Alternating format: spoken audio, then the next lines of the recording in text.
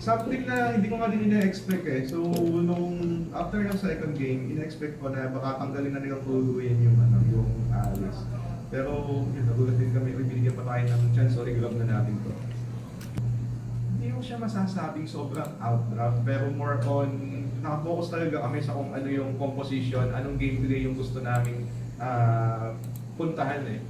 So, kumbaga, kung sasabayan lang namin yung meta to meta, sobrang behind talaga kami. It's like 30% lang yung chance namin na manalo, like 70% sa kabila kung parang hero lang yung gagamitin namin or typical na hero na ginagamit ng iba. And the only way talaga na maka-overtake kami, magpunta kami sa ibang route, mag-detour kami, papunta sa ibang composition. And kahit na sabihin ng iba na, uy, ang weird ng trap na to, ako talagang totally wala na akong pakialam, basta ma-execute lang natin tong lineup na to, pusukan natin, nag-work siya sa practice, ipakita niya sa mismong live match, sa stage, nagagana talaga siya.